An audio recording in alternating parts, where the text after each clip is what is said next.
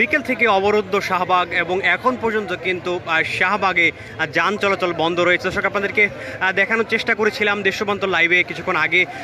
শাহবাগে যেই অবরোধ ছিল নার্সিং শিক্ষার্থীদের, সেই অবরোধ কিন্তু এখনও সেই চলমান রয়েছে এবং শিক্ষার্থীরা যেই বিষয়টি বলছিলেন তাদের এই দাবি, যে এক দফা দাবি, সেই এক দফা দাবি আদায় না হওয়া পর্যন্ত তারা তাদের এই অবস্থান থেকে সরবেন না, সেই বিষয়টি কিন্তু শিক্ষার্থীরা বলছেন। দর্শক, এই মুহূর্তে কিন্তু শাহবাগে কোনো ধরনের যান চলাচল করতে পারছে না। শিক্ষার্থীরা বলছিলেন তাদের যে এক দফা দাবি, সেই এক দফা দাবি আদায় না হওয়া পর্যন্ত তারা অবস্থান করবেন। এই মুহূর্তে দেখা যাচ্ছে শাহবাগের যে বিভিন্ন পথগুলো রয়েছে সেগুলো কিন্তু শিক্ষার্থীরা অবস্থান করে বন্ধ করে রেখেছেন।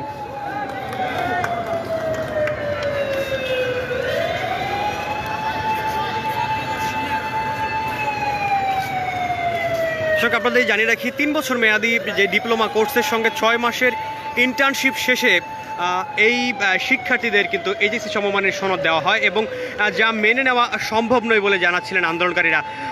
দ্রুত সময়ের মধ্যে সরকার দাবির বাস্তবায়ন না করলে তারা আরও কঠোর কর্মসূচির ঘোষণা করবেন। দর্শক, আজকে কিন্তু এই শিক্ষার্থীরা সকালে অবস্থান নিয়েছিলেন কেন্দ্রীয় শহীদ মিনার এবং সেখানে তারা দিনভর অবস্থানের পর বিকেলে এসে, অর্থাৎ বৃষ্টির মাঝে কিন্তু এসে শাহবাগ অবরোধ কর্মসূচি শুরু করেছিলেন এবং সেই অবরোধ কিন্তু এখনও চলমান রয়েছে। তারা কিন্তু রাস্তার সামনে বসে আছেন এবং বসে তারা বলছিলেন তাদের যে দাবি, সেই দাবিগুলো কিন্তু সবসময় বলা হয় বাস্তবায়ন করা হবে, তবে বাস্তবায়ন কিন্তু কখনোই কার্যকরী তারা দেখতে পাননি। এবং তারা বলছিলেন তারা কিন্তু দেশের বিভিন্ন অঞ্চল থেকে তারা এসেছেন এবং শুধুমাত্র ঢাকা নয়, ঢাকা সহ বিভিন্ন অঞ্চল থেকে তারা এসেছেন এবং তারা এই অবস্থান কিন্তু ধরে রেখেছেন।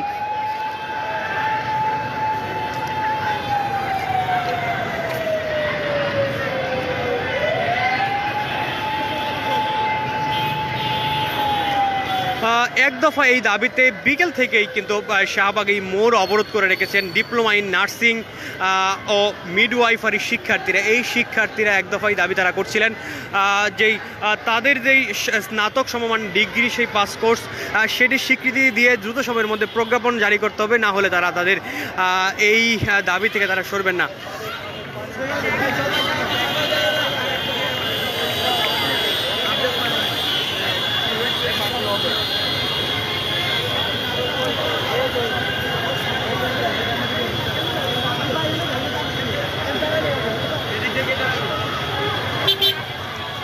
শিক্ষার্থীরা কিন্তু এগিয়ে যাচ্ছেন শাহবাগ থানার দিকে এবং তারা কিন্তু বলছিলেন তাদের শিক্ষার্থীদেরকে সেদিকে নিয়ে যাওয়ার জন্য, অর্থাৎ কোনো ধরনের যান চলাচল যেন করতে না পারে তাদের এই অবরোধের কারণে, সেই বিষয়টি কিন্তু তারা বলছিলেন।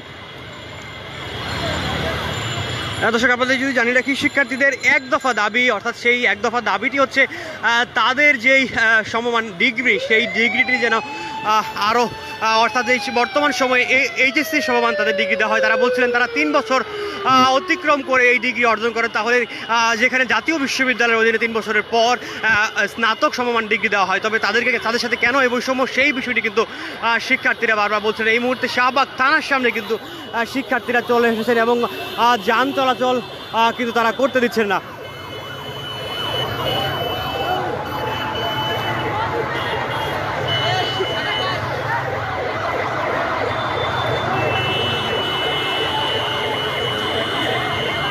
সাধারণ যাত্রীদের সাথে কিন্তু শিক্ষার্থীদের বাগবেতনটা হচ্ছে।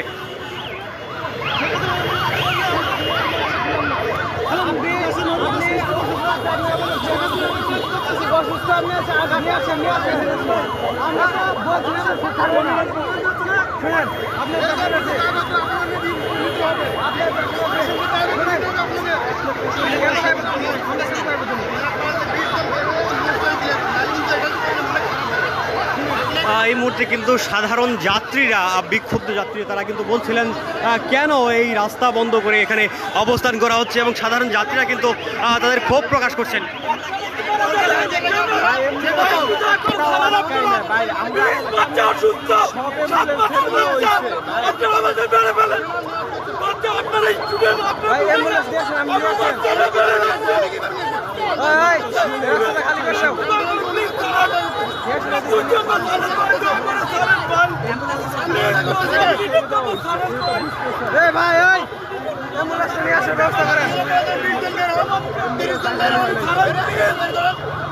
আপনাদের কি এদিকে যাও তো। কিন্তু একজন যাত্রী বলছিলেন তার 7 মাসের বাচ্চা এবং অসুস্থ, তাকে যেন একটু জায়গা দেওয়া হয়। তিনি কিন্তু হাত জোর করে এই শিক্ষার্থীদের, আন্দোলনকারী শিক্ষার্থীদের কাছে অনুরোধ করছিলেন এবং যে বাইকাররা রয়েছেন তারাও কিন্তু উত্তেজিত হয়ে এই আন্দোলনকারীদের সাথে বাকবিতণ্ডায় জড়িয়েছেন।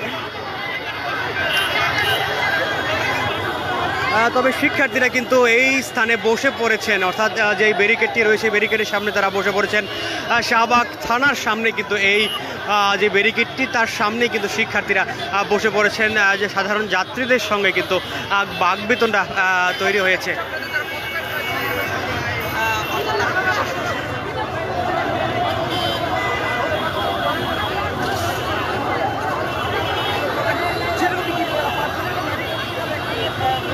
এই মুহূর্তে কিন্তু সাধারণ যাত্রীদের সঙ্গে বাকবিতণ্ডা হচ্ছে এই আন্দোলনকারীদের এবং সাধারণ যাত্রীরা কিন্তু এই ব্যারিকেড ভেঙে তারা কিন্তু ভেতরে আসার চেষ্টা করছিলেন। তবে আন্দোলনকারীরা কিন্তু পথ রোধ করেছেন এবং তারা বলছিলেন তাদের দাবি আদায় না হলে তারা কিন্তু এখানে অবস্থান করবেন। তবে সাধারণ যাত্রীরা কিন্তু তাদের কাছে অনুরোধ করছেন, হাত জোড়ে কেউ অনুরোধ করেছেন। একজন বলছিলেন তার 7 মাস বয়সী একজন বাচ্চা রয়েছেন, সেই বিষয়ে কিন্তু বলছিলেন।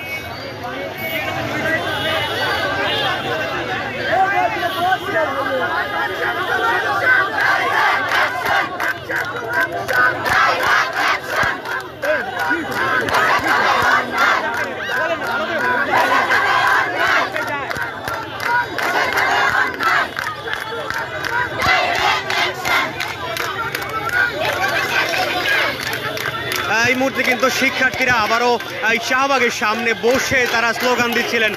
তারা বলছিলেন জাস্টিস চান, তাদের সাথে যেই বৈষম্য করা হচ্ছে সেই বৈষম্যের বিরুদ্ধে তারা চেষ্টা। তবে অপরদিকে কিন্তু সাধারণ যাত্রীরা ক্ষুব্ধ প্রতিক্রিয়া ব্যক্ত করছিলেন এবং তারা বলছিলেন এখানে সাধারণ মানুষকে ভোগান্তিতে ফেলে এই ধরনের আন্দোলন তারা মানেন এবং সেই কারণে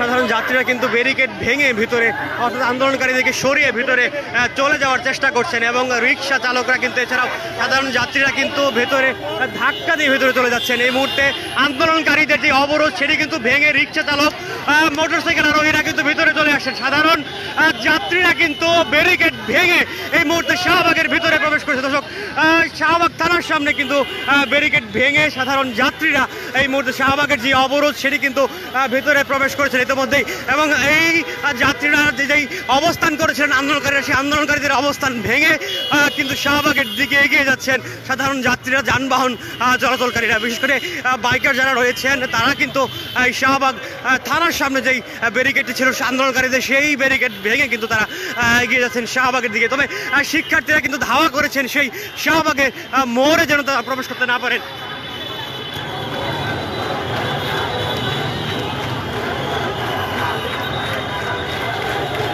এবং গাড়ির সামনে কিন্তু শিক্ষার্থীরা বসে পড়ছেন, তারা যেন কোনোভাবে গাড়ি যেন না যেতে পারে সেই কারণে শিক্ষার্থীরা এই মুহূর্তে বসে পড়েছেন গাড়ির সামনে। এই মুহূর্তে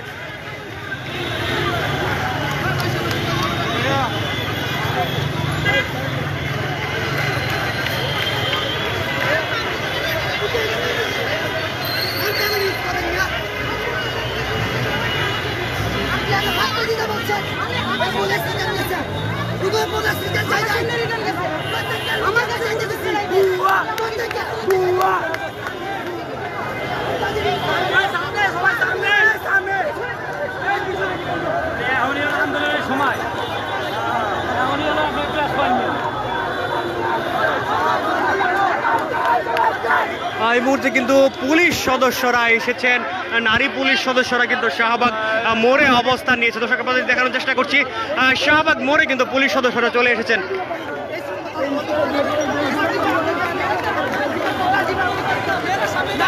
নাম দেখে কেস করে দিবেন, পুরো কথা নেই।